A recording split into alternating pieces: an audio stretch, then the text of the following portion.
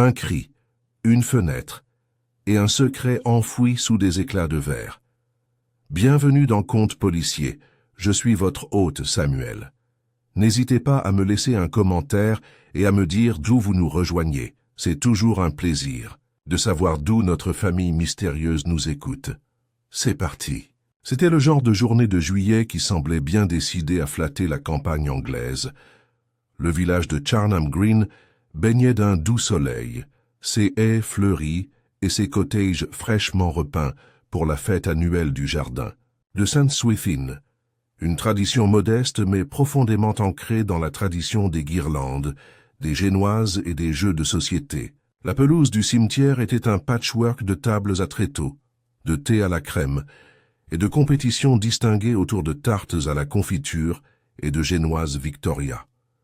Les enfants couraient en cercle bruyant autour du mât de mai, tandis que les dames en chapeau de paille se groupaient comme des papillons autour de la tombola et de l'exposition de crochets. Miss Marple, vêtue d'une robe lavande et coiffée d'un chapeau de paille guindé, orné d'un ruban discret, était assise près de la tente à thé, sirotant une tasse d'Earl Grey léger, ses mains gantées de dentelles soigneusement jointes sur ses genoux.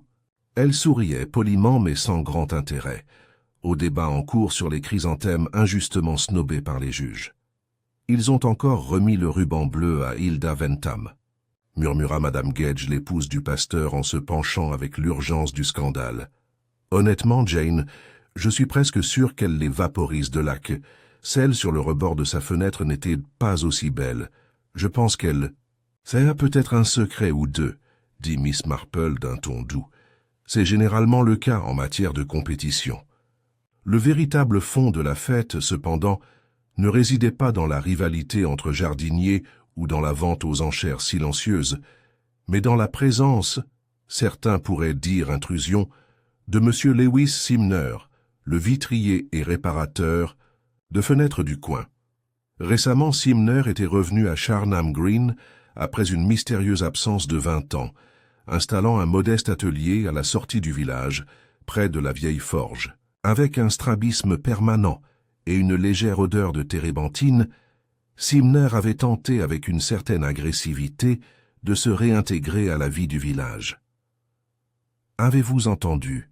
murmura Miss Caroline Brisket, une vieille fille connue pour ses ronces et sa langue acérée, qu'il répare les vitraux du presbytère pour gratuit.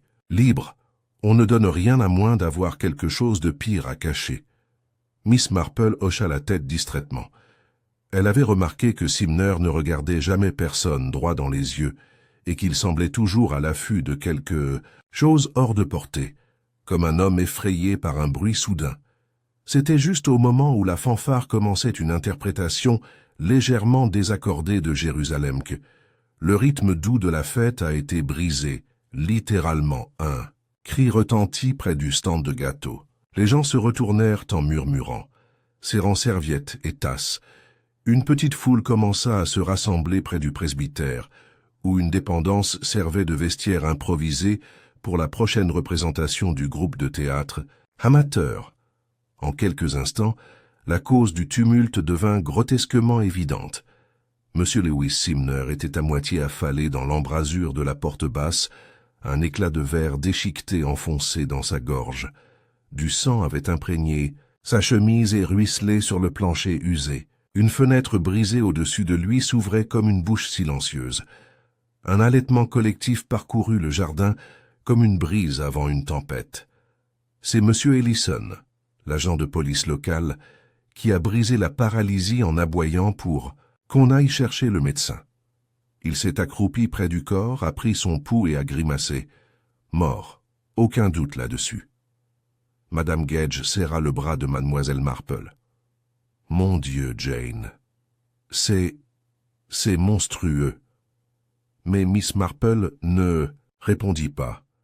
Ses yeux bleus s'étaient légèrement plissés, tandis qu'elle observait la foule et non le corps. Certains détournèrent le regard, horrifiés. D'autres fixaient la foule trop longtemps.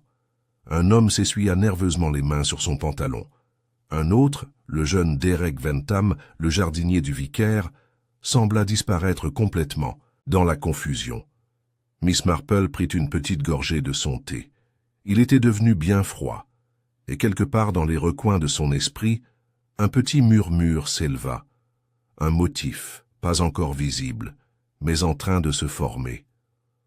Le lendemain, de la fête champêtre, le village de Charnham Green bourdonnait comme un nid de guêpes dérangées. Le meurtre de Lewis Simner avait non seulement brisé une fenêtre, mais aussi le calme fragile du village lui-même. Les banderoles pendaient encore mollement sur la pelouse, rappel criard de festivités désormais inopportunes. L'écho des rires et le tintement des tasses de thé avaient été remplacés par des murmures, bas, pressants, spéculatifs. Au cœur du village, la boulangerie, la poste, l'épicerie, il n'y avait qu'un seul sujet de conversation. Madame Pettengill, qui tenait l'épicerie avec la poigne de fer d'une reine-mère, avait déjà recensé au moins 3 suspects potentiels et une théorie absurde impliquant un amant secret et un testament falsifié. Je l'ai vu parler plutôt étroitement avec Clara Tewkesbury la semaine dernière.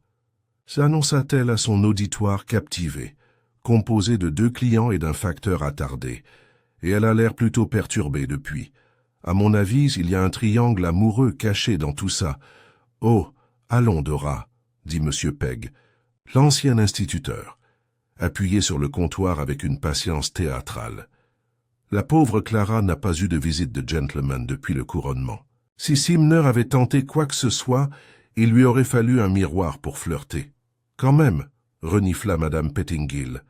Là où il y a de la fumée, pendant ce temps, Miss Marple était assise dans le salon de son modeste cottage de Church Lane, ses mains s'agitant lentement sur un carré de laine rose. Elle tricotait, une habitude que beaucoup prenaient pour un divertissement futile, mais qui en réalité lui donnait un rythme de pensée, un tempo tranquille pour ordonner ses observations. Les faits connus étaient rares. Lewis Simner avait été retrouvé mort, un gros éclat de verre dans le cou, apparemment tombé de la fenêtre brisée de la dépendance. Il devait aider à installer un décor pour la représentation théâtrale, un panneau peint imitant un vitrail, ironiquement. Plusieurs villageois l'avaient vu se diriger vers la dépendance juste avant le début de la représentation, mais personne ne l'avait vu ensuite. La porte était restée fermée comme si elle l'avait été. Ce n'est que lorsque la jeune Ellen Sprigg alla se changer pour son rôle d'ange que le corps fut découvert, affalé, maladroitement, à moitié à l'intérieur, à moitié à l'extérieur. Un accident, murmurèrent certains. Une mésaventure. Peut-être était-il tombé dans la vitre en l'installant, mais non, dit le gendarme. Le verre avait été jeté, n'a pas été lâché, et le cadre brisé portait des marques de force dehors. Quelqu'un l'avait brisé intentionnellement. Le verre lui avait transpercé le cou à un angle trop précis pour être dû à une simple maladresse. Le docteur Birch, qui avait consacré sa vie à soigner rhumes et entorses de cheville, fut appelé pour confirmer l'évidence. Sa déclaration fut simple. Quelqu'un l'a tué. Dieu sait pourquoi. De retour au presbytère, le révérend Ventham s'efforçait de réconforter son troupeau tout en repoussant les spéculations selon lesquelles le meurtre aurait en quelque sorte souillé le caractère sacré des lieux de l'Église. C'est un lieu de paix, a-t-il insisté lors du cercle de prière du matin. Il ne faut pas tirer de conclusions hâtives, mais ses paroles tombèrent à plat. Les villageois bondissaient déjà. Miss Marple prêtait une attention particulière à qui sautait où. Ce matin-là, elle prit le thé avec l'épouse du révérend, visiblement plus perturbée qu'elle ne le laissait paraître. Le meurtre avait eu lieu à moins de 15 mètres de l'endroit où elle supervisait le jugement des Génoises. « Je me sens violée, Jane », dit Madame Gage en posant sa tasse de thé d'une main tremblante. « Ça aurait pu être n'importe qui. Je n'arrête pas de me demander, et si le tueur était quelqu'un qu'on connaît, quelqu'un à qui on parle tous les jours ?» Miss Marple hocha la tête avec sympathie. « C'est tout à fait possible, mais les gens sont rarement aussi inconnus qu'on aime à le croire. On voit souvent sans regarder, vous ne trouvez pas ?» Madame, Judge fronça les sourcils, essayant de suivre. « Eh bien, je suppose, Avez-vous vu qui était près de la dépendance avant que le corps ne soit retrouvé? Madame Gage hésita.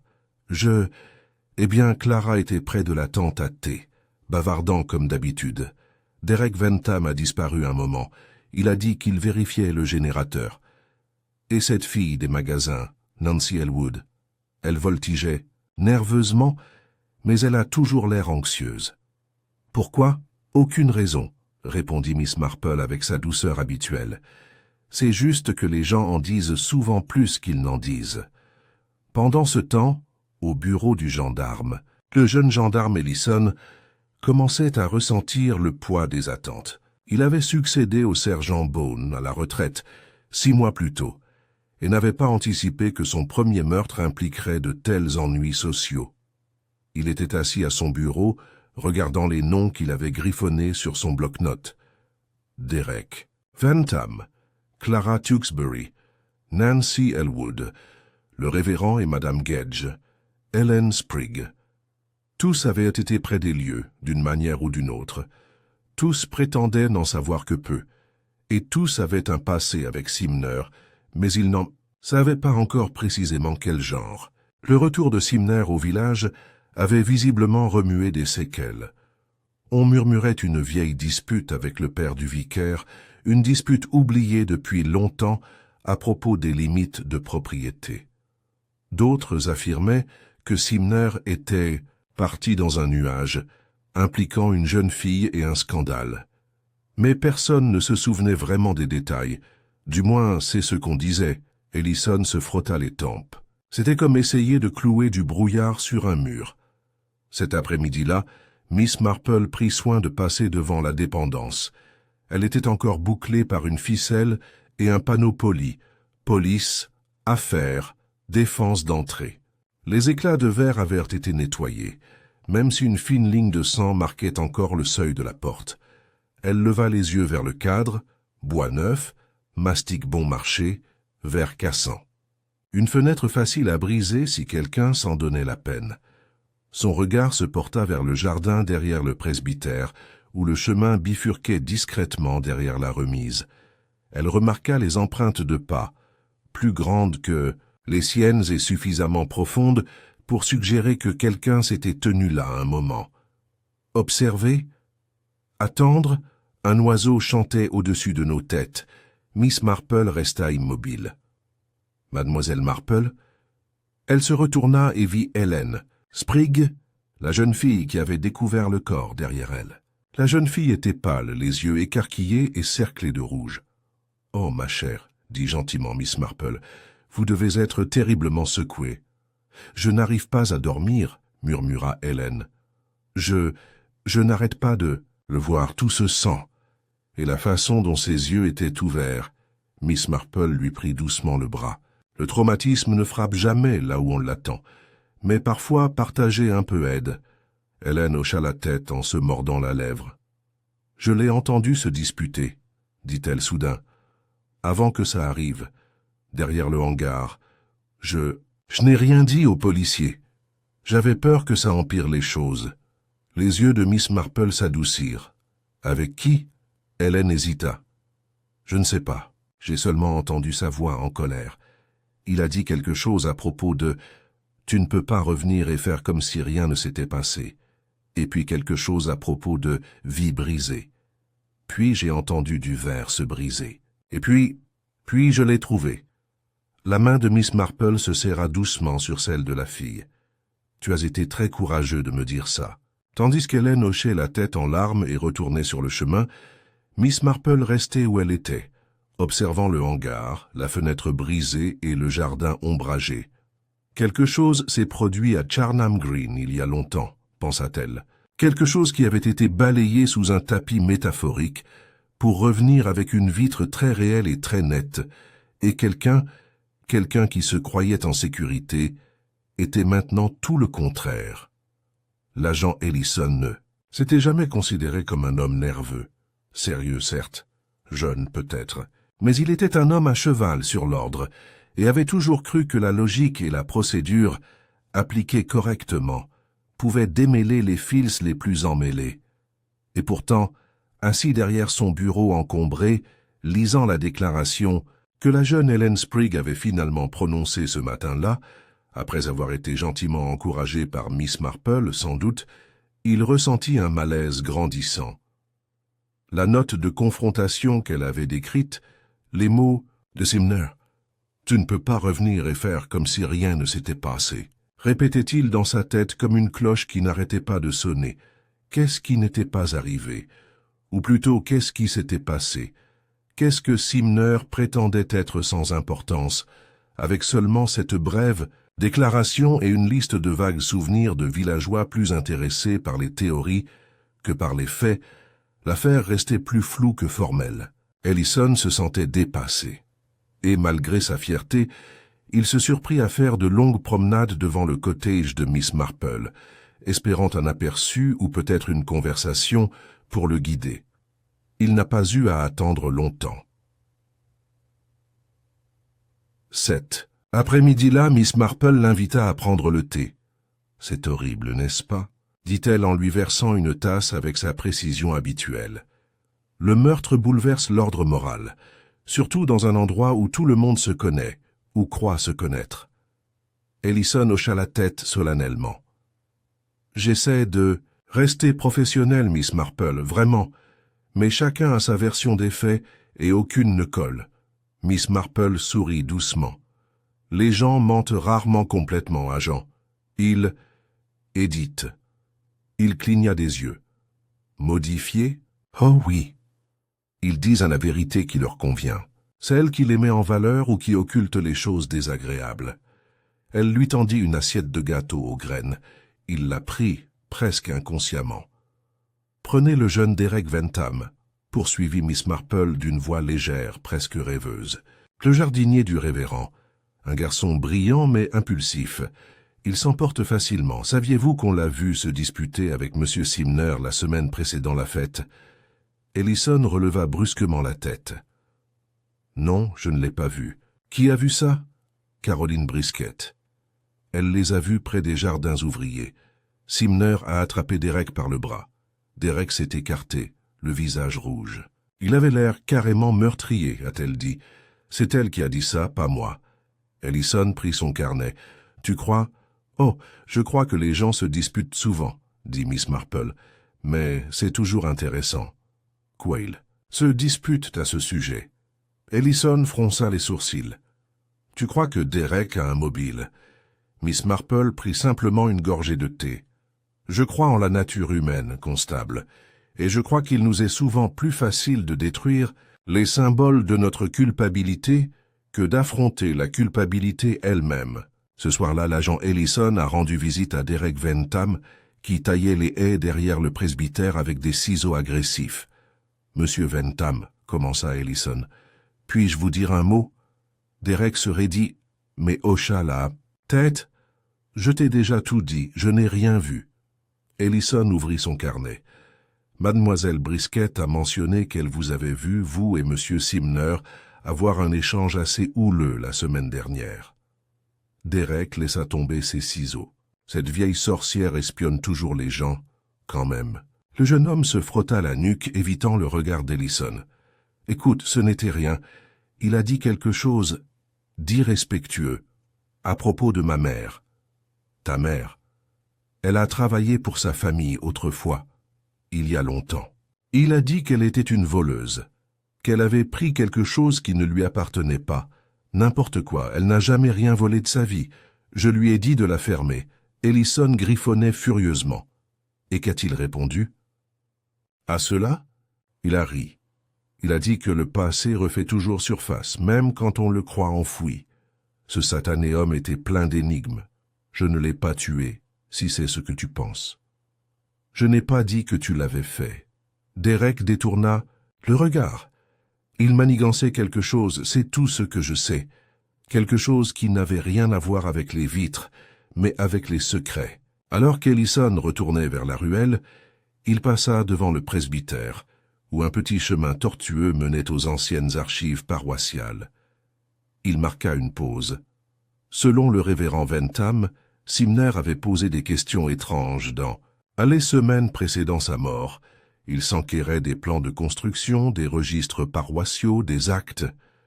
Il semblait désireux de trouver quelque chose, avait dit le vicaire.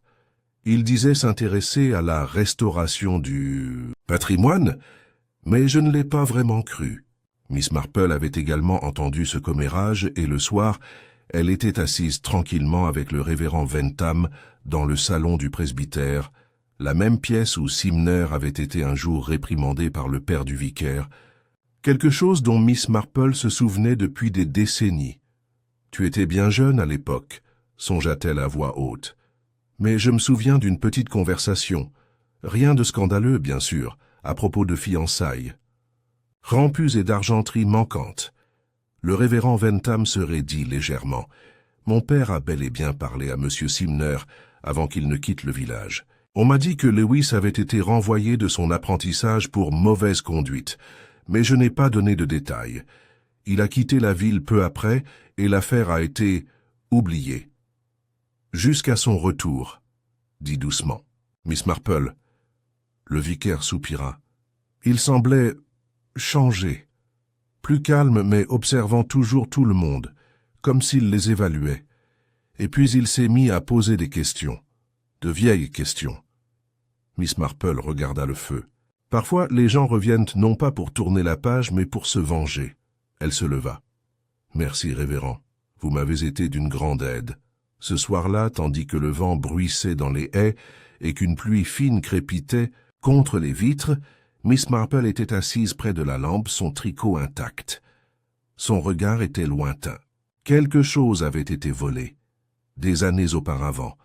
Quelque chose d'assez précieux pour provoquer la colère, ruiner des réputations, peut-être même détruire des vies. Et maintenant, quelqu'un craignait tellement sa redécouverte qu'avait brisé du verre et versé du sang. Les pièces n'étaient pas encore claires, mais les bords se formaient. Demain, elle rendrait visite à Clara Tewkesbury. Non pas que Clara soit probablement coupable, Miss Marple ne pensait pas qu'elle avait le tempérament, mais parce que Clara avait l'habitude d'écouter aux portes sous couvert de distraction. Et les ragots, comme le verre brisé, peuvent en dire bien plus qu'il n'y paraît. Clara Tewkesbury vivait dans un cottage bleu délavé au coin de Beach Row, où des rideaux de dentelle pendaient aux fenêtres, comme des paupières réticentes, et où un carré d'anémone s'affaissait sous le poids d'un arrosage excessif. Elle vivait seule depuis la mort de son frère, 10 ans plus tôt, et était connue pour sa mémoire étrangement mécanique, surtout lorsqu'il s'agissait des affaires des autres. Elle pouvait se rappeler l'heure et la date précise de chaque passage d'un livreur dans la rue, et si jamais elle avait manqué un scandale, personne ne s'en souvenait. Miss Marple arriva juste après le thé du matin et fut conduite dans le salon où Clara lui offrit un siège et un biscuit au gingembre plutôt dur. « J'imagine que vous êtes ici pour le pauvre monsieur Simner, » dit Clara, les yeux brillants derrière d'épaisses lunettes. « Une affaire épouvantable, mais pas surprenante si je puis dire. Cet homme a apporté avec lui une atmosphère, quelque chose d'inquiétant. » Miss Marple inclina la tête. Beaucoup semblent partager le même sentiment. « Bien sûr que oui, » répondit Clara d'un ton guindé. « Saviez-vous qu'il posait des questions sur le vieux bail du presbytère, comme si cela le concernait? J'ai prévenu la receveuse la semaine dernière. Écoutez-moi bien, il se trame quelque chose. » Et que se passe-t-il? Un homme meurt. Lors de la fête même censée célébrer la sainteté de Saint Swithin. Coïncidence? Je ne crois pas. Miss Marple lui adressa un sourire chaleureux. Tu as toujours su déceler les problèmes, Clara. J'imagine que tu as remarqué qui allait et venait près de la dépendance avant la découverte du corps. Les lèvres de Clara se pincèrent comme un sac à cordon. Je ne fais pas de ragot. Bien sûr que non. Mais si j'étais pour avoir remarqué quelque chose, je dirais que Derek Wentham est entré par la porte de derrière environ 10 minutes avant le cri. Il est ressorti pâle comme un lait. Il n'a parlé à personne. Il a tout simplement disparu. C'est intéressant. Et la jeune Nancy Elwood, maintenant elle rôdait près du stand de gâteaux, le regard perdu dans les airs comme une belette dans un poulailler. Elle chuchotait à la nièce de Clara Gage, la petite frivole aux chaussures modernes. Miss Marple hocha la tête pensivement. Et Lewis Simner semblait-il agité ce jour-là? Comme un homme qui attend l'orage par une belle journée ensoleillée, dit aussitôt Clara. Il faisait les 100 pas près du mât de mai, tout à l'heure.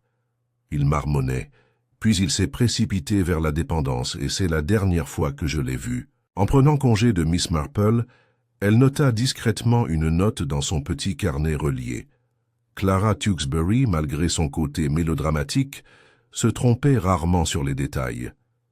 Mais ce qui intriguait le plus Miss Marple, c'était O.M. savait, était près de la Seine, et quand elle s'arrêta sur le chemin du retour, jetant un coup d'œil vers la boulangerie, où Nancy Elwood venait de sortir, les cheveux relevés en désordre, un paquet de viennoiseries enveloppé dans un tissu dans les bras. Miss Marple la suivit des yeux. Nancy avait grandi dans le village, élevée par sa tante après la mort de ses parents dans un accident de bateau au large du Devon. À 26 ans, elle habitait encore au-dessus de la boutique et travaillait comme vendeuse à la mercerie Partridge, une fille réservée, si l'on accepte la façon dont son regard s'inquiétait du moindre mouvement. Cet après-midi-là, Miss Marple fit une deuxième visite, cette fois dans le petit appartement au-dessus de la boutique. Nancy était surprise mais courtoise. « Mademoiselle Marple, entrez. J'ai bien peur qu'elle soit plutôt petite. Peu importe, ma chérie. Une maison propre est toujours plus grande qu'une maison en désordre, disait ma tante. » Nancy rougit et lui offrit un coussin. « Je ne vous retiendrai pas, » dit Miss Marple. « Je voulais juste savoir si vous vous sentez bien après la fête. C'était un tel choc. » Nancy s'assit raide au bord d'un repose-pied. « Oui, enfin, non, je suis encore secouée. Vous étiez à proximité lorsque M. Simner est mort, je crois. J'étais près de la table à gâteaux. Je n'ai rien vu. » Miss Marple pencha la tête, le regard doux mais perçant. « Connaissiez-vous bien M. Simner ?» Les mains de Nancy se tordaient sur ses genoux. « Pas vraiment. Il est venu dans la boutique plusieurs fois.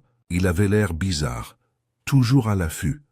Est-ce qu'il t'a déjà parlé directement ?» Nancy hésita. « Une fois. Il m'a demandé si je me souvenais de lui. » La voix de Miss Marple n'était guère plus qu'un murmure. « Et vous ?» Un silence. « Non, j'ai dit non. » « Mais il pensait que tu le pourrais. » Nancy fixait ses mains. « Il a dit qu'il connaissait ma mère, qu'il la connaissait depuis des années. Avant qu'elle épouse mon père, Miss Marple resta silencieuse. Ça a dû être une surprise. Cela m'a rendu malade, pour être honnête. » Miss Marple s'avança doucement et lui toucha la main. « Nancy, t'a-t-il menacé ?» Les larmes montèrent aux yeux de Nancy, pas avec des mots, mais il me regardait comme si j'étais une énigme qu'il avait déjà résolue. Je détestais ça, je le détestais. Miss Marple lui serra légèrement la main. « Tu n'es pas la seule qui l'a perturbé, mais ne porte pas ces ombres, ma chère, elles ne sont pas à toi. » Elle quitta le magasin et traversa la place verte, jusqu'au poste de police, où l'agent Ellison leva les yeux avec soulagement lorsqu'elle entra. « Mademoiselle Marple, je voulais vous parler. »« Et toi ?» J'ai interrogé à nouveau Clara Tewkesbury. Sa chronologie ne correspond pas tout à fait à celle des autres. Et les empreintes digitales de Derek Ventham ont été retrouvées sur le cadre en verre près du corps. « Pas étonnant, » dit Miss Marple. « Il a aidé à construire le décor. Il l'a probablement manipulé. » Ellison fronça les sourcils. Pourtant, il avait un mobile. Simner a insulté sa mère. Il y a l'histoire de la famille. L'argenterie disparue. Et si Simner avait menacé de révéler quelque chose? Miss Marple sirota la tasse de thé qu'il lui avait servie. Et pourtant, ça ne vous paraît pas trop facile? Ellison cligna des yeux. Que veux-tu dire? Il était le suspect évident dès le début. Colérique, jeune, impliqué dans un scandale passé. Et maintenant, vous avez retrouvé ses empreintes. Elle posa la tasse. Mais le tueur savait ce qu'il faisait. Le verre a frappé net, à un angle difficile à obtenir sans une bonne préparation. Ce n'était pas l'acte d'un jeune homme enragé. C'était calculé. « Tu penses que quelqu'un essaie de piéger Derek Van Tam ?» Miss Marple se leva. « Je crois que quelqu'un savait que Lewis Simner était revenu pour autre chose que des vitraux. Et quand il a commencé à poser des questions, ils ont paniqué. » En rentrant chez elle, Miss Marple leva les yeux vers la vieille fenêtre du presbytère. Qu'était-ce que Simner était vraiment venu chercher? De quoi s'était-il souvenu ou trouvé? Elle passa devant le bureau de poste et salua poliment M. Pegg, qui triait une pile de lettres fraîches. À ce moment précis, une enveloppe se détacha et vola jusqu'au sol. Miss Marple se baissa pour le ramasser et marqua une pause. Le nom sur le devant ne lui était pas familier. À mademoiselle Nancy Elwood, personnel. De la part de L. Simner, M. Pegg remarqua son hésitation. « Oh, c'est arrivé 2 jours avant la fête. Nancy ne l'a jamais récupéré. » Miss Marple le lui rendit. « Alors mieux vaut qu'elle le reçoive. C'est étrange comme les lettres, comme les secrets, ont tendance à disparaître au moment où on en a le plus besoin. » Tandis qu'elle poursuivait. Son chemin, ses pensées avançaient. Une lettre, une jeune femme au passé trouble, une vitrière qui brisait bien plus que des vitres. Oui, l'image devenait plus claire. Mais quelqu'un espérait toujours garder le cadre tordu. La pluie commença à tomber en une légère bruine le lendemain matin de la visite de Miss Marple à la poste. Elle faisait scintiller les rues étroites de Charnham Green comme de l'ardoise, et les haies semblaient se replier sur elles-mêmes. Mais le temps ne parvenait guère à apaiser les spéculations qui parcouraient le village. Au contraire, il semblait les intensifier. À chaque nuage gris s'ajoutait une nouvelle théorie murmurée, un nouveau regard suspect. Derrière les voilages et par-dessus le tintement des petites cuillères, le meurtre planait dans l'air. Miss Marple, cependant, ne se laissait pas aller au commérage. Elle était dans son salon, le feu crépitant doucement, son attention fixée non pas sur son tricot cette fois, mais sur un petit objet posé sur sa table de chevet, une photographie. Cela venait d'un ancien programme de village, production de 1934 des Charnham Green Jubilee Players Le Marchand de Venise, trouvé dans les archives de l'église par le jeune Leonard Phipps, chargé de classer les archives encombrées du presbytère. La photo montrait un groupe d'acteurs amateurs debout devant une scène improvisée, et parmi eux, reconnaissable même dans sa jeunesse, se trouvait Lewis Simner. Mais c'était la personne à côté de celui qui a attiré l'attention de Miss Marple, une jeune femme nommée Margaret Elwood, la mère de Nancy souriante. Son bras était lié à celui de Simner. Miss Marple tapota légèrement la photo du doigt.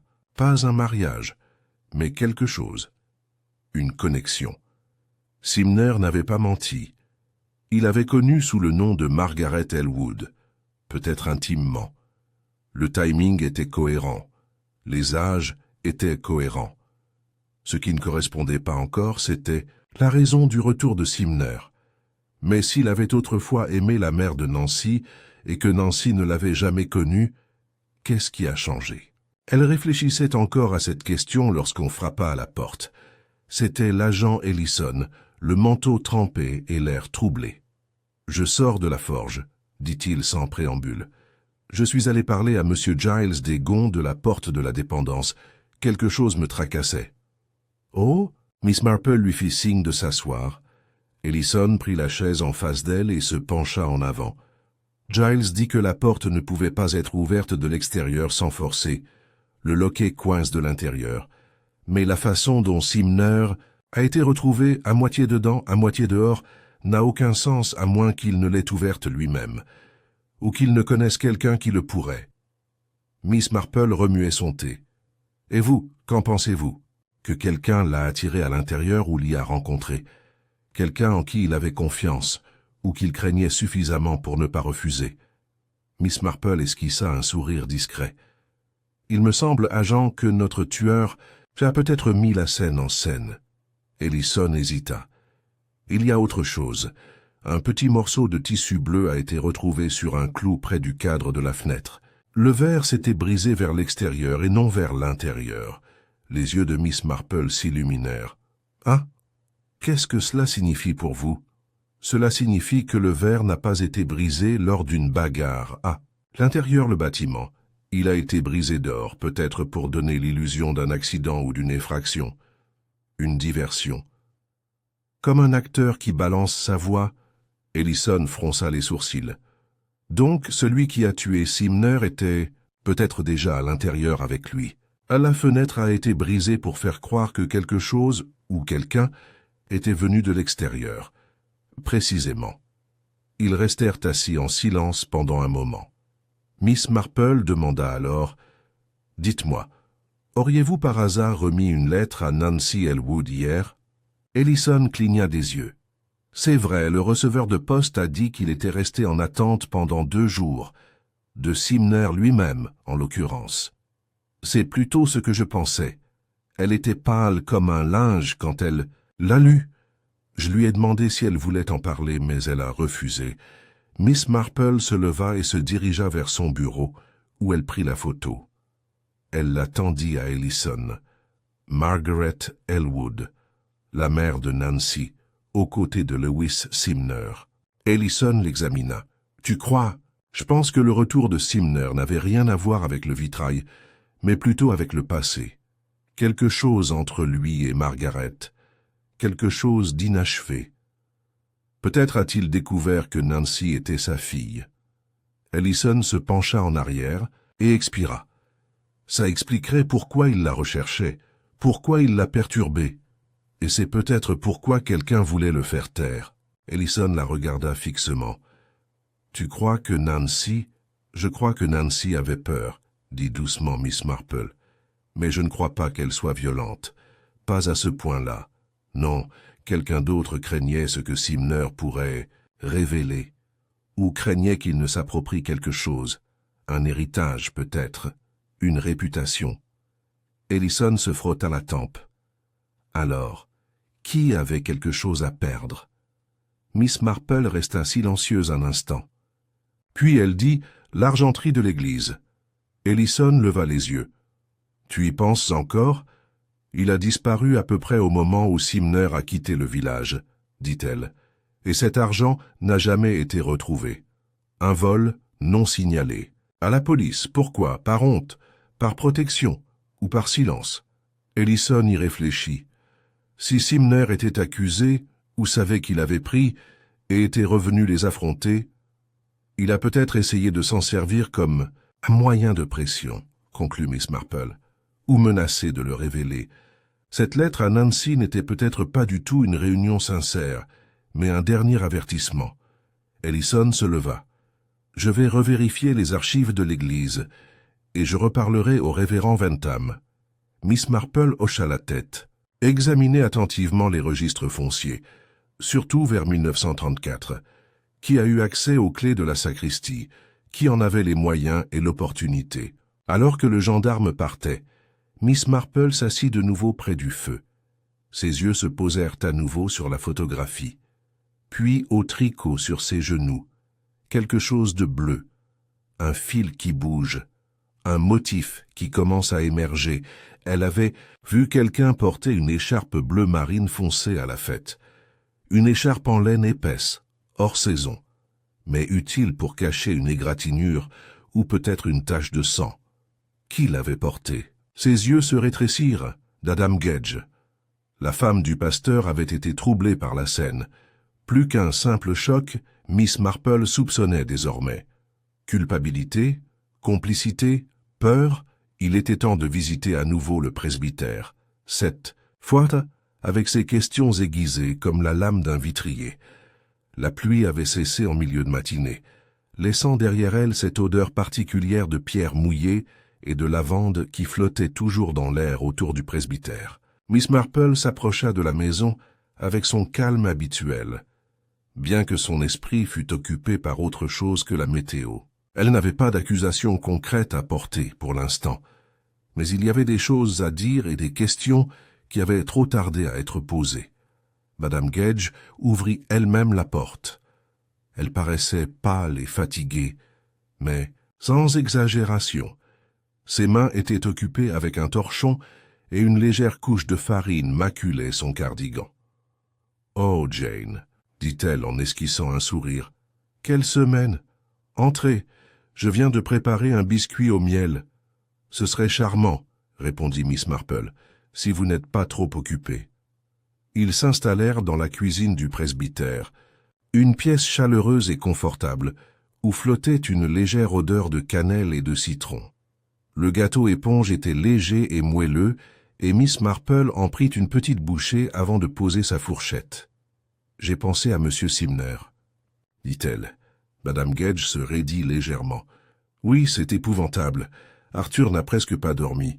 Les journaux parlent déjà d'une meurtre au cimetière, comme si le lieu rendait l'incident sacrilège. » Eh bien, dit délicatement Miss Marple, les lieux ont une signification, n'est-ce pas?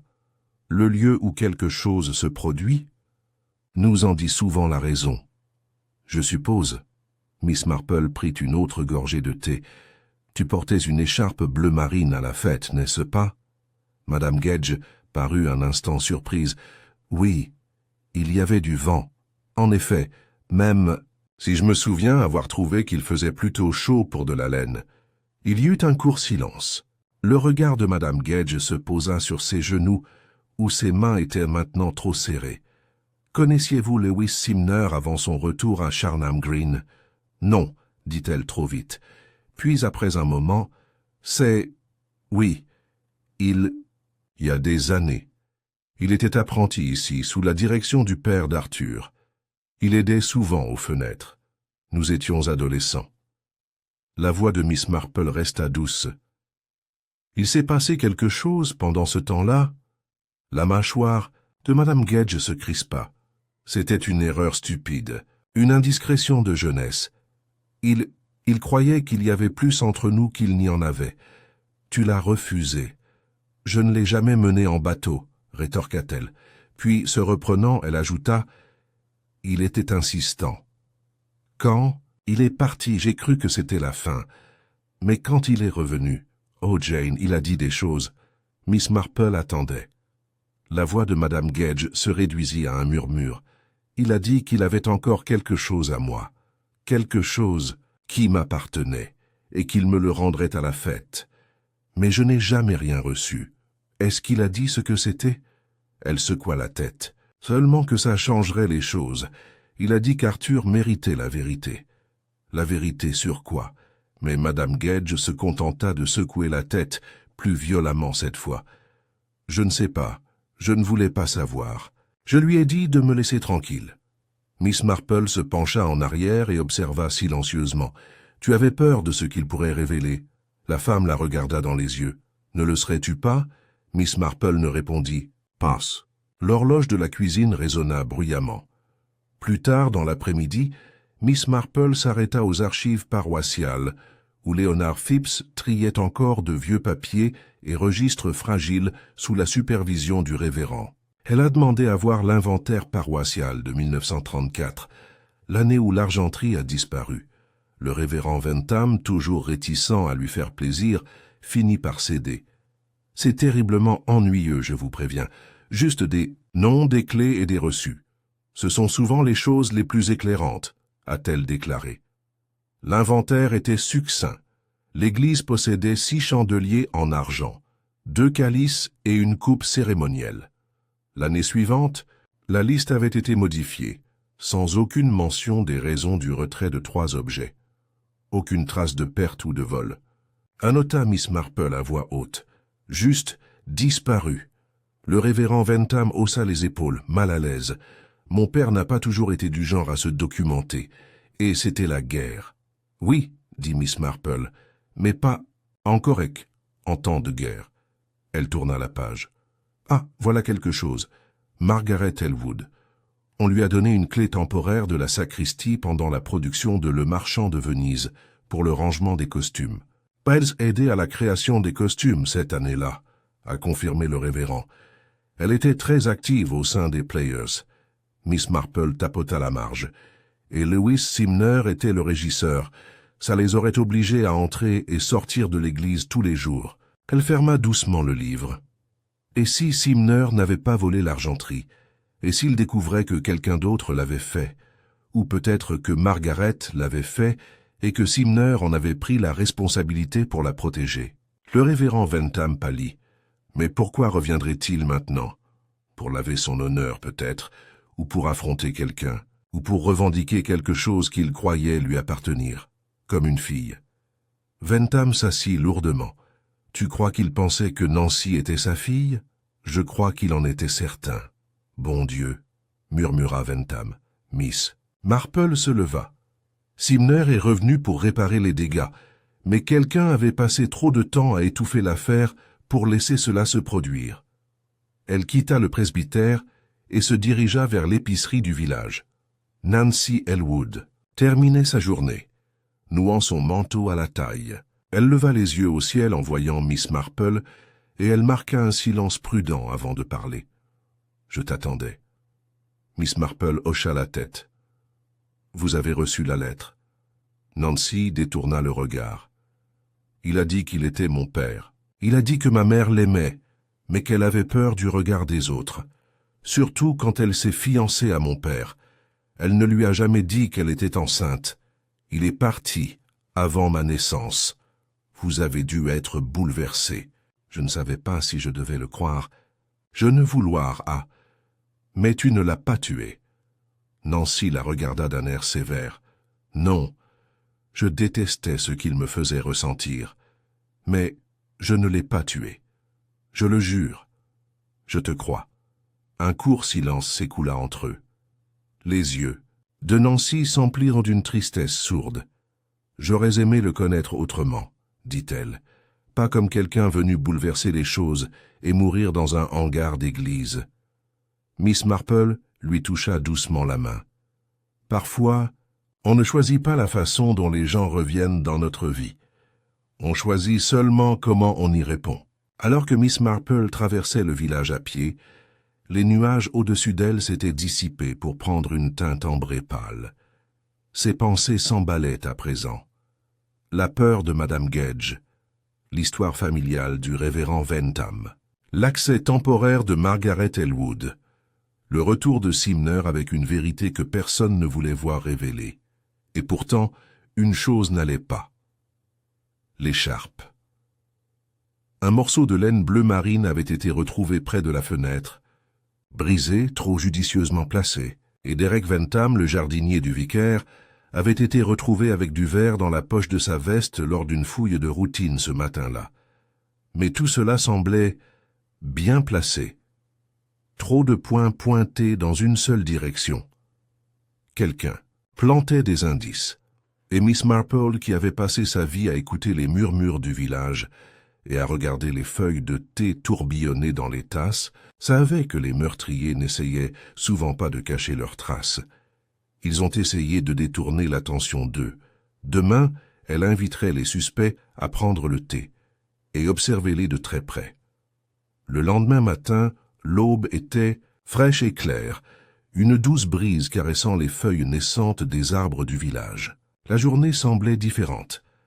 Peut-être parce que la pluie était passée, ou peut-être parce que Miss Marple savait qu'aujourd'hui serait le jour où elle percerait le mystère de la mort de Lewis Simner. Les pièces du puzzle s'assemblaient, mais il manquait quelque chose, un fil conducteur qui relierait tout. Elle avait envoyé les invitations la veille, avec sa subtilité habituelle. Les suspects, ceux qui étaient empêtrés dans des affaires passées ou qui s'étaient trouvés près de la dépendance lors de la fête, avaient tous été invités à se joindre à elle pour un thé tranquille. Personne ne serait pointé du doigt, personne ne se sentirait pressé ou mal à l'aise. Après tout, les affaires de Charnham Green étaient menées dans la plus grande discrétion. Mais Miss Marple avait déjà pris sa décision. Le salon de sa chaumière était parfaitement agencé. Du thé était servi sur la petite table, de délicates tasses en porcelaine et un vase de fleurs fraîches ornait la cheminée.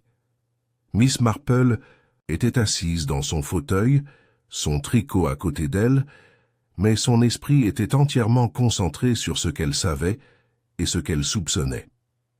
Le premier à arriver fut Derek Ventham, le jeune jardinier du presbytère. Il était en retard comme prévu, mais sans paraître nerveux. Il semblait plutôt hésitant à se montrer impliqué, même si Miss Marple remarqua que ses doigts tremblaient de nervosité.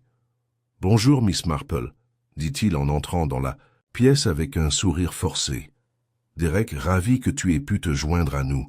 S'il te plaît, assieds-toi. » Il jeta un coup d'œil à la table, hésita, puis s'assit à l'autre bout de la pièce. Miss Marple remarqua sa façon de s'asseoir, les mains serrées sur ses genoux, comme pour contenir une impulsion. Puis vint Clara Tewksbury, la vieille fille au regard perçant et à la langue encore plus acérée. Son arrivée était attendue, car elle était mêlée au ragot depuis le début. L'invitation de Miss Marple était polie, mais la méfiance de Clara était manifeste. Elle entra sans les salutations d'usage, préférant s'asseoir raide au bord d'une chaise, son regard nerveux passant de l'un à l'autre. J'ai pensé que ce serait l'occasion de discuter des événements de la semaine dernière, commença Miss Marple avec sa douceur et sa modestie. Peut-être pourrions-nous nous aider à dissiper quelques incertitudes. Clara leva les yeux avec un léger sourire, mais une lueur d'inquiétude traversa son regard. Des incertitudes? Oh, je suis sûr que nous savons tous ce qui s'est passé. Pauvre Monsieur Simner, il n'était pas très apprécié, vous savez. Les gens ne lui faisaient pas confiance. Je suppose que non, répondit Miss Marple, en lançant à Clara un regard qui suggérait qu'elle avait encore beaucoup à dire. Mais parfois, quand on ne fait pas confiance à quelqu'un, on oublie de l'écouter. Et c'est là que les erreurs se produisent, tu ne crois pas? Avant que Clara puisse répondre, on frappa à nouveau à la porte. L'attention de Miss Marple se porta sur la suivante. Nancy Elwood. La jeune femme semblait un peu frêle ce matin, les épaules voûtées, une posture que Miss Marple remarquait de plus en plus ces derniers jours. Nancy entra discrètement et s'assit sans dire grand-chose, les yeux baissés. Miss Marple lui adressa un sourire chaleureux mais subtil comme pour lui signifier que la jeune femme était encore sous le choc de sa découverte. « Vous avez tous été très gentils d'être venus, » dit Miss Marple une fois Nancy installée. « Je sais que cette semaine a été difficile pour tout le monde, mais nous avons tous notre rôle à jouer, et parfois, comprendre le rôle des autres nous aide à comprendre toute l'histoire. » Il y eut un bref silence tandis que les villageois échangèrent des regards, tous ressentant la tension qui flottait dans l'air. Miss Marple servit le thé, prenant un moment pour les observer. Derek, Clara et Nancy, chacun gardait ses secrets pour lui, mais Miss Marple savait qu'il y avait encore beaucoup à découvrir. Elle posa la théière et laissa le silence s'éterniser. « On devrait peut-être commencer par le jour de la fête, » dit Miss Marple d'une voix légère mais tranchante. « On dirait que nous avons tous des souvenirs différents de ce qui s'est passé et du moment où cela s'est produit. » Derek s'éclaircit la gorge. « J'étais là pour aider à la décoration du jardin. Je n'ai rien vu d'inhabituel. Monsieur Simner est parti seul un moment, et c'est tout. » Miss Marple hocha la tête. « Et vous n'avez vu personne près de la dépendance. » Il marqua une pause, puis regarda Clara. « J'ai vu Nancy tout près, mais je n'y ai pas prêté attention. » Nancy leva les yeux à l'évocation de son nom, le visage légèrement rouge. « Oui, j'étais près du stand de gâteaux, mais je n'ai rien remarqué d'étrange.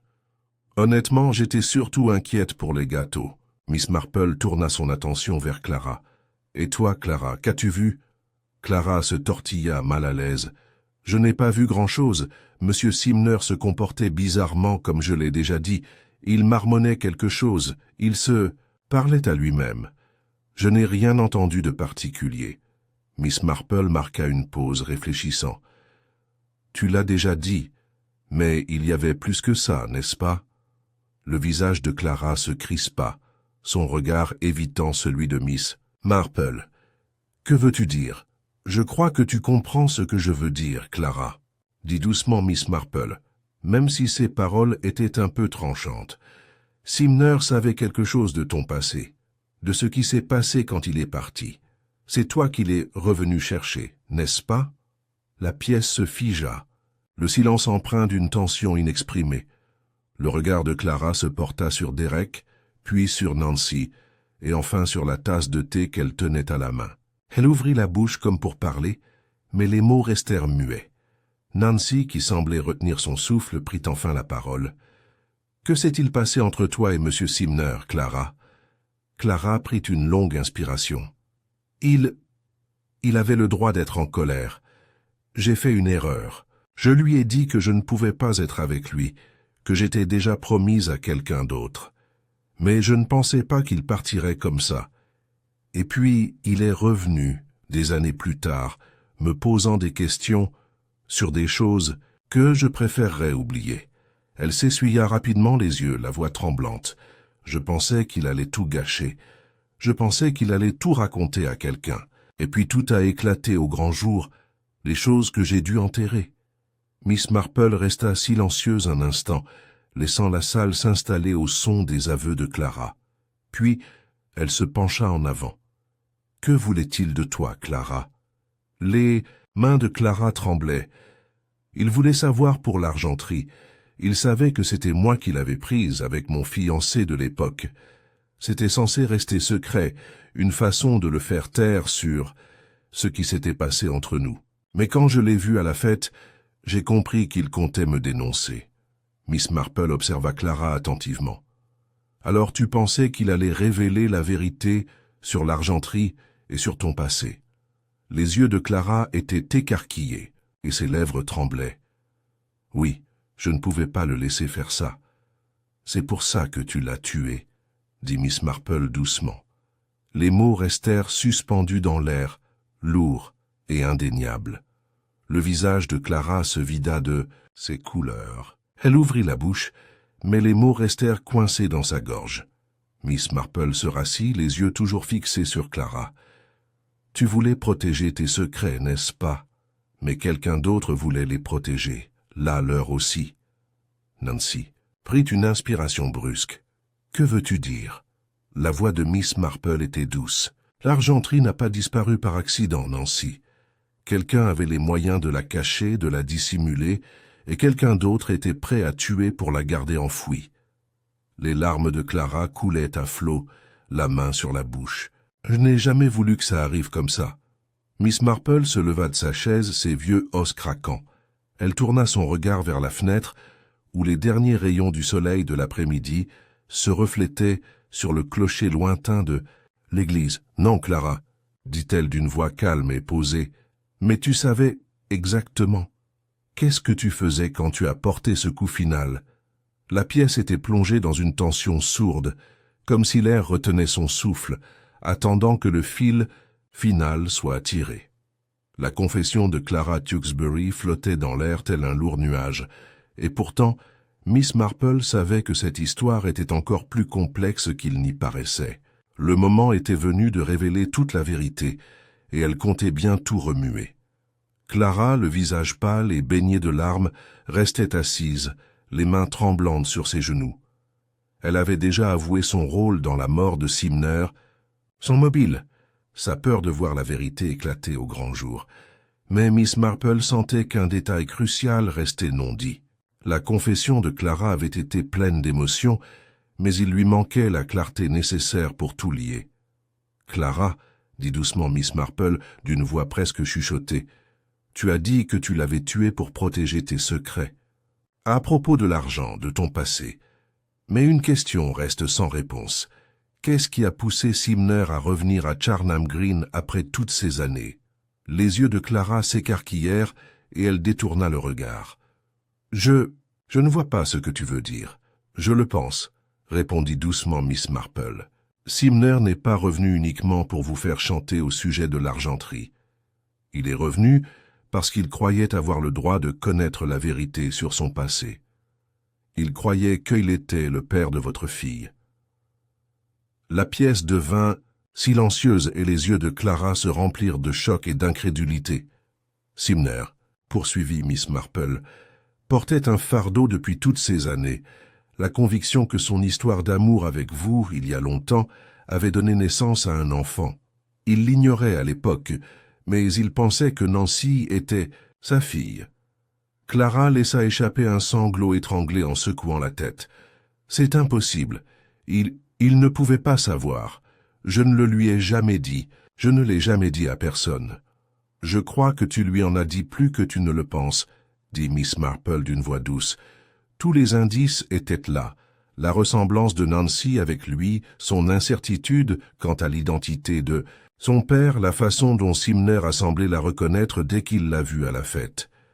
Il avait tout compris, Clara, et quand il l'a découvert, il est revenu non seulement pour récupérer l'argenterie, mais aussi pour réclamer sa fille.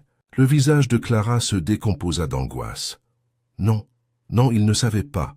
Je ne lui ai jamais parlé de Nancy. Je ne savais même pas si elle était de lui. Je n'aurais pas pu. Mais tu le savais, n'est-ce pas, Clara? Dit Miss Marple d'une voix ferme mais posée. Tu connaissais la vérité, et tu étais terrifiée par ce que Simner pourrait révéler à Nancy, sur le passé, sur l'argenterie, sur ta relation avec lui. Tu voulais tout enterrer et tu pensais qu'en le tuant tu garderais tes secrets cachés à jamais. Les mains de Clara agrippèrent le tissu de sa robe, comme pour se retenir. Sa voix était faible et brisée. Je ne voulais pas que Nancy le découvre. Je ne voulais pas qu'elle sache ce que j'avais fait, qui j'étais. Mais Nancy a le droit de connaître son histoire, dit doucement Miss Marple, et elle a le droit de connaître la vérité sur son père. Que tu le veuilles ou non, Clara, cette vérité allait forcément éclater au grand jour. Il y eut un long silence, tandis que Clara fixait le sol, ses larmes coulant à flots. Finalement, elle reprit la parole d'une voix à peine murmurée. « Je ne voulais pas que tout cela arrive, je ne voulais pas le tuer, je voulais juste qu'il parte. » Miss Marple hocha la tête. « Je comprends. Mais parfois, quand on a peur de la vérité, on fait des choix qui changent tout, et c'est ce qui est arrivé, Clara. Dans ta peur, tu as laissé la vérité être enterrée avec la mort de Simner. Mais tu ne peux pas échapper à la vérité éternellement. » Les sanglots de Clara redoublèrent, et elle baissa la tête dans ses mains, le corps tremblant sous le poids de sa culpabilité. « Je suis désolé. Je suis tellement désolé. Je n'ai jamais voulu ça. » Miss Marple se leva et se dirigea vers la fenêtre, contemplant le paisible village de Charnham Green. Le soleil commençait à se coucher, projetant une chaude lumière dorée sur le paysage paisible. Mais la paix, le silence, la tranquillité régnaient dans la pièce. Le passé avait enfin rattrapé ses secrets. « Je pense, » dit doucement Miss Marple en se tournant vers le groupe, « qu'il est temps de parler à Nancy. Elle mérite de connaître la vérité et je suis sûr qu'elle comprendra. Le passé est irréversible, mais nous pouvons commencer à arranger les choses dès maintenant. » Il y eut un long moment d'hésitation avant que Clara ne lève les yeux, le visage baigné de larmes, pâle mais résigné. « Que va-t-il m'arriver ?»« Tom, c'est Clara, » dit doucement Miss Marple. « Je ne peux pas prédire ce que l'avenir nous réserve. Mais je crois que si tu dis la vérité à Nancy, si tu lui permets de comprendre qui elle est, peut-être que le poids de tout cela sera allégé. » Clara hocha lentement la tête, le regard rempli d'un mélange de peur et de regret. « J'irai la voir, » murmura-t-elle. « Je lui dirai. J'aurais dû le lui dire il y a longtemps. » Miss Marple esquissa un léger sourire, comme si elle voyait Clara pour la première fois. « Il n'est jamais trop tard pour dire la vérité, Clara. Il suffit d'en trouver le courage. » Alors que Miss Marple quittait le cottage et s'engageait dans le chemin tranquille, elle sentit un étrange calme l'envahir. L'affaire était loin d'être terminée, mais les derniers éléments s'étaient mis en place. Elle voyait désormais le tableau dans son ensemble, la peur, les mensonges, les secrets longtemps enfouis. Et elle savait que Nancy, bien que dévastée, comprendrait un jour. La vérité avait le don de remonter à la surface, même dissimulée, sous de nombreuses couches de tromperie. Le village de Charnham Green, cependant, ne serait plus jamais le même. L'air, autrefois chargé de murmures et de suspicions, porterait désormais le poids de ce qui avait été découvert. Le mystère était résolu, mais les conséquences se feraient sentir pendant un certain temps. Miss Marple s'arrêta à l'orée du pré, observant les dernières lueurs du jour s'éteindre derrière le clocher de l'église. Elle pouvait presque entendre les faibles échos du passé, le retour de Simner, les secrets de Clara, les silences qui avaient façonné leur vie. C'était une histoire vieille comme le monde, mais qui avait trouvé son dénouement dans le lieu le plus improbable, dans le paisible village de Charnham Green, où même les secrets les mieux cachés finissaient par être révélés. Après, un dernier regard vers le village, Miss Marple se retourna et rentra chez elle. L'affaire était close, mais comme toujours, son esprit était déjà tourné vers la prochaine énigme, le prochain mystère à résoudre. Après tout, il y avait toujours un autre secret qui rôdait attendant d'être découvert. Mais pour l'instant, au moins, la vérité avait gagné. Le lendemain des aveux de Clara Tewkesbury, le village de Charnham Green semblait presque inchangé, comme si la révélation du meurtre et des secrets n'avait été qu'une brève interruption de son rythme lent et régulier. Le même linge flottait au vent, les mêmes enfants jouaient dans le parc, et les mêmes vieilles dames assises sur les rebords des fenêtres bavardaient de légumes. Et pourtant, quelque chose avait changé, quelque chose d'invisible pour la plupart, mais profondément ressenti par ceux qui connaissaient la vérité. Dans les semaines qui suivirent, le village s'habitua au poids des événements. Clara Tewkesbury, malgré ses aveux, ne fut pas immédiatement arrêtée. Le révérend Vantham, dans sa sagesse pastorale, lui avait conseillé une attitude plus discrète. Il exhorta Clara à accepter la vérité avant d'affronter le jugement de la justice. Nancy Elwood, qui avait passé la majeure partie de la semaine précédente à éviter le regard des villageois, s'était réfugiée dans son travail à la boutique, le visage pâle et indéchiffrable, mais il y avait dans sa démarche une légèreté que Miss Marple avait remarquée lors de sa dernière promenade dans le village. Quant à Miss Marple, son rôle dans cette affaire était désormais terminé. Mais elle ne pouvait s'empêcher de réfléchir aux subtilités de l'affaire et aux cœurs humains derrière ce crime. Un après-midi, elle était assise dans son salon, contemplant le jardin paisible et le petit carré de lavande qui fleurissait obstinément près du portail. Son tricot était intact à côté d'elle, tandis que ses doigts traçaient nonchalamment le contour de la délicate dentelle au bord de la nappe brodée. Les derniers jours depuis les aveux de Clara avaient été paisibles, mais même en paix. L'esprit de Miss Marple ne restait jamais inactif. D'une certaine manière, toute cette affaire avait été simple. Après tout, un meurtre n'était pas toujours le tissu de mensonges alambiqués que la plupart des gens imaginaient. Parfois, il résultait simplement de la peur, peur de la vérité, peur de ce que les autres pourraient découvrir. Le crime de Clara était né du désespoir de protéger son passé, de soustraire sa fille à une histoire trop douloureuse à affronter. Pourtant, la vérité finit toujours par faire surface, malgré tous les efforts de ceux qui tentent de l'enterrer. Un léger coup frappé à la porte interrompit les pensées de Miss Marple. Inutile de demander qui était cette personne, une seule personne pouvait lui rendre visite à cette heure-ci. Elle se leva, lissa sa robe et ouvrit la porte. L'agent Ellison se tenait sur le seuil, son chapeau à la main, l'air fatigué mais soulagé. « Mademoiselle Marple, dit-il en entrant, j'espère que je ne vous dérange pas. »« Pas du tout, agent, » répondit chaleureusement Miss Marple. « Entrez, s'il vous plaît. Voulez-vous du thé ?» Ellison hocha la tête avec reconnaissance et s'assit près de l'âtre. Miss Marple versa le thé, ce rituel réconfortant lui permettant d'observer un instant son attitude lasse. Elle remarqua que ses épaules semblaient un peu moins tendues, que l'ombre qui planait autrefois derrière ses yeux avait disparu. « Les choses semblent se calmer, » dit-il après une longue gorgée de thé. Les aveux de Clara ont été transmis aux autorités, et le révérend Vantham a promis de l'aider pendant le procès. Je pense que ce sera une affaire plus calme que d'habitude, peut-être un peu trop pour que les journaux s'en emballent. Miss Marple sourit faiblement. La presse a le don de faire passer un petit scandale pour la fin du monde. Je suis sûr que ça passera. Ellison hocha la tête, mais son expression resta sombre. « Et Nancy ?» demanda-t-il d'une voix plus douce. « Ah !» dit doucement Miss Marple. « Nancy trouve sa voie, comme le font les jeunes. Elle a accueilli la nouvelle avec plus de grâce que je ne l'aurais cru. Je crois qu'elle finira par comprendre. Elle a bon cœur, constable, et même si les actes de sa mère n'ont pas été sans conséquences, je pense que Nancy comprendra que l'amour qu'elle porte à sa mère ne change rien à la vérité. » Penses-tu que Clara sera punie? Demanda Ellison, bien que sa voix manqua de l'assurance habituelle de quelqu'un qui venait de découvrir les profondeurs d'un crime. Miss Marple prit une longue inspiration. Je soupçonne que la justice suivra son cours.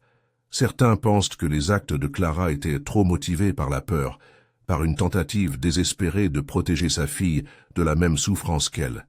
Je pense que le tribunal en tiendra compte. Après tout, un meurtre, même dans les circonstances les mieux intentionnées, reste un meurtre. Ellison s'agita sur sa chaise, les mains jointes. Et pourtant, je me pose encore la question. Elle l'a tué, Miss Marple. Elle aurait pu dire la vérité et laisser les choses aller. Oui, dit doucement Miss Marple. Mais la peur ne nous donne pas souvent le luxe de la logique, agent. Les gens font des choses étranges quand ils se sentent acculés. Il la regarda dans les yeux.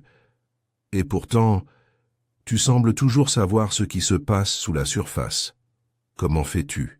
Miss Marple ricana doucement, bien que le son fût teinté de mélancolie.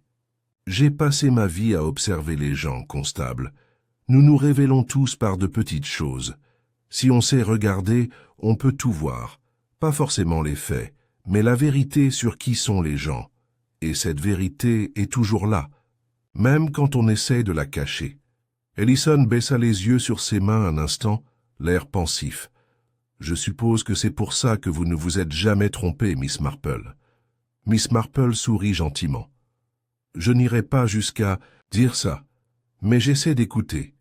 Et je suis toujours sûr que les gens vous montreront qui ils sont, même lorsqu'ils essaient de se cacher. Ellison soupira et se laissa aller dans son fauteuil. J'aurais aimé le savoir plus tôt. Le regard de Miss Marple s'adoucit. Le monde a son rythme, constable. Parfois, il faut un peu plus de temps pour comprendre l'essentiel. La conversation s'est alors tournée vers d'autres sujets.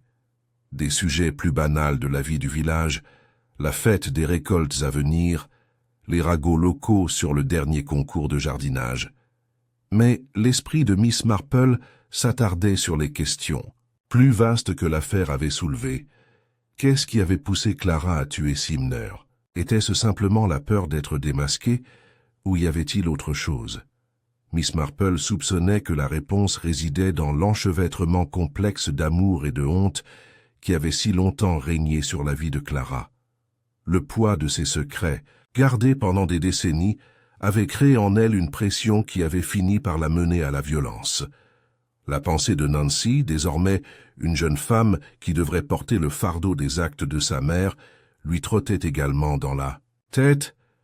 Miss Marple espérait qu'avec le temps, Nancy parviendrait à pardonner à sa mère, non pas pour le meurtre, mais pour la peur qui l'avait poussée à faire un choix aussi tragique. Pardonner n'était pas chose facile, mais Miss Marple savait que la compréhension était le premier pas vers la guérison.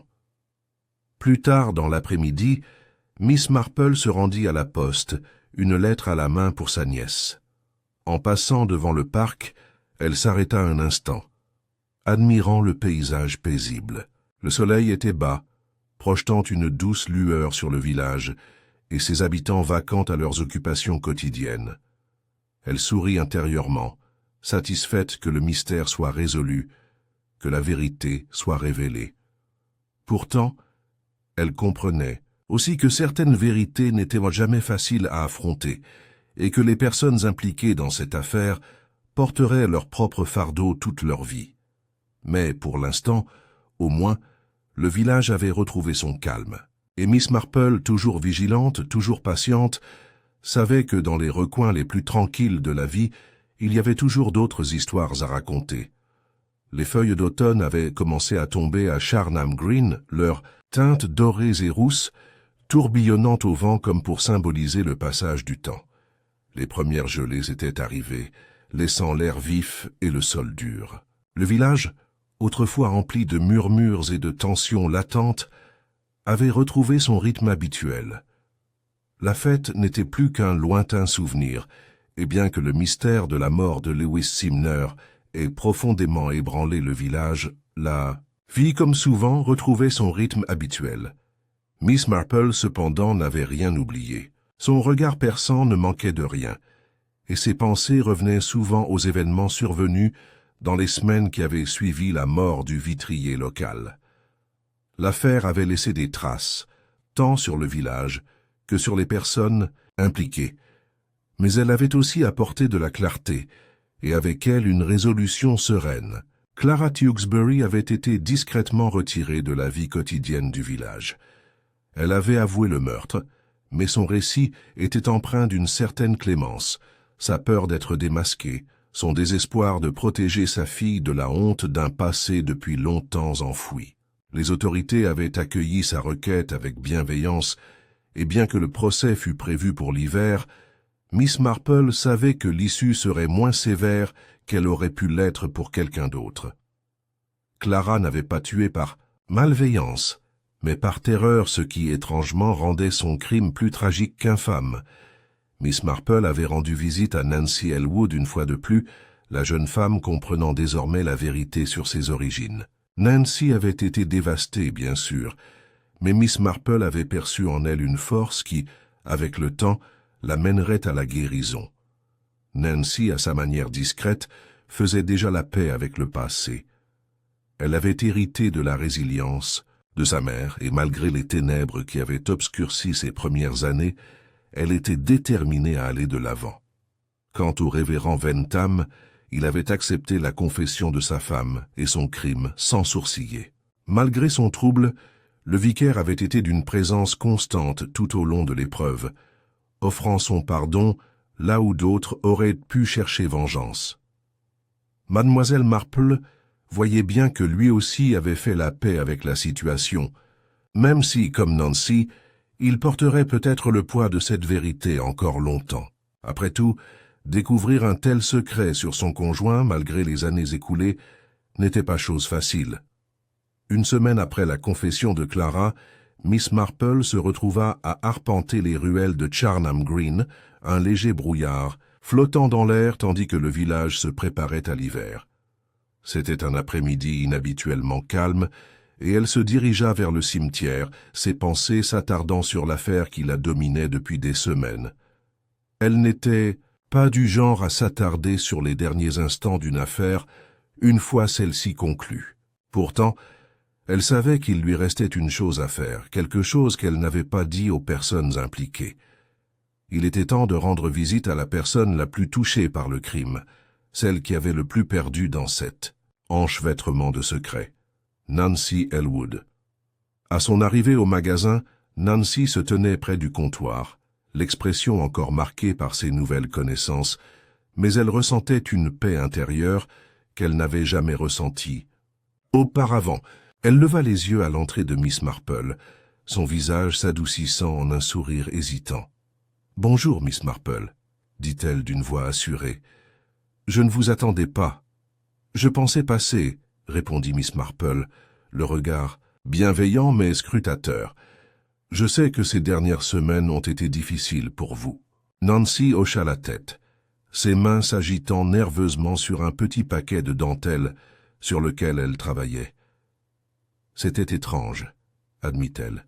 « Je croyais savoir qui j'étais, mais maintenant, j'ai l'impression de ne rien savoir, de moi-même. » Miss Marple s'assit en face d'elle, le regard bienveillant. « Je comprends. Quand on apprend quelque chose d'aussi fondamental sur soi-même, on a parfois l'impression que le sol se dérobe sous nos pieds. Mais tu es toujours toi, Nancy. La même personne que tu as toujours été, quel que soit ton père. » Nancy baissa les yeux sur ses mains. « J'essaie juste de comprendre pourquoi ma mère ne me l'a jamais dit. Pourquoi elle a tout caché si longtemps. C'est un lourd fardeau à porter, le poids d'un secret pareil, » dit doucement Miss Marple. « Et il est souvent plus difficile de partager ce fardeau que de le porter seul. La peur de ta mère n'était pas seulement que la vérité soit révélée, Nancy. C'était de te perdre, que tu apprennes quelque chose sur son passé qui pourrait changer ton regard sur elle. » Les yeux de Nancy se levèrent lentement, et elle croisa le regard de Miss Marple. « Penses-tu qu'elle a eu tort de me protéger ?» Miss Marple sourit gentiment.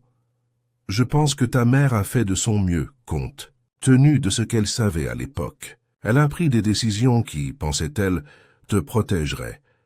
Mais au final, c'est la vérité qui guérit, pas les mensonges qu'on se raconte pour se protéger. La vérité est toujours la chose la plus difficile à affronter, mais c'est aussi la seule qui nous libère. Nancy se rassit, réfléchissant aux paroles de Miss Marple. Pendant un long moment, un silence profond régnait dans la boutique, le seul bruit étant le léger froissement du tissu dans les mains de Nancy. Finalement, Nancy parla, d'une voix douce mais assurée. « Je ne sais plus quoi faire, Miss Marple, admit-elle. J'ai l'impression de vivre dans le brouillard. C'est difficile de concilier la femme que j'ai connue comme ma mère avec celle qui a fait ce qu'elle a fait. » « Je comprends, » dit Miss Marple d'une voix calme mais ferme. « Mais ce que ta mère a fait n'était pas un acte de cruauté, Nancy. C'était un acte de peur. Elle craignait de te perdre et, dans son désespoir de te protéger, elle a perdu de vue la vérité. Mais cela ne veut pas dire qu'elle ne t'aimait pas. » Nancy hocha lentement la tête, ses doigts pliant la dentelle avec une précision mécanique. « Je sais qu'elle m'aimait. C'est juste que j'aurais aimé que les choses soient différentes. Ils peuvent être différents maintenant, » dit doucement Miss Marple. « Le passé est écrit, mais c'est à vous de façonner l'avenir. Vous ne pouvez pas changer ce qui a été fait, mais vous pouvez choisir comment y réagir. » Nancy leva les yeux, son regard plus clair maintenant. « Je veux lui pardonner. Je veux comprendre pourquoi elle a fait ce qu'elle a fait. Et je veux faire la paix avec ça. » Le sourire de Miss Marple s'élargit. « Je pense que c'est un excellent début, Nancy. Pardonner n'est pas toujours facile, mais c'est le premier pas vers la paix avec soi-même et ceux qu'on aime. » Ils restèrent assis un moment en silence, le poids de la conversation s'apaisant entre eux, mais aussi se dissipant, comme le brouillard extérieur se dissipant lentement pour révéler le ciel clair. Finalement, Nancy reprit la parole. « Je crois que je dois lui parler, » dit-elle d'une voix ferme. « J'ai besoin de l'entendre de sa bouche. J'ai besoin qu'elle me raconte toute l'histoire, sans plus de secret. »« Je pense que c'est une excellente idée, » dit Miss Marple. « Et quand vous le ferez, rappelez-vous que la vérité n'est pas quelque chose à craindre, c'est quelque chose à accepter. » Nancy lui adressa un petit sourire reconnaissant. « Merci, Miss Marple, pour tout. » Miss Marple se leva, l'esprit déjà tourné vers d'autres sujets, mais elle savait que le voyage de Nancy ne faisait que commencer. La vérité était lourde à porter, mais aussi libératrice. Et pour Nancy, un nouveau chemin s'ouvrait à elle, vers la guérison, la compréhension et finalement la paix. En quittant la boutique et en descendant la paisible ruelle du village, Miss Marple leva les yeux vers le ciel, les derniers rayons du soleil projetant une douce lueur sur les arbres. Le village, paisible et serein, semblait presque inconscient du poids qu'il avait porté ces dernières semaines. Pourtant, Miss Marple savait qu'il y avait toujours de nouveaux secrets cachés, de nouvelles énigmes à résoudre. Mais pour l'instant, au moins le chapitre était clos. La vérité avait été révélée. Et à sa lumière, le village de Charnham Green avait retrouvé la paix.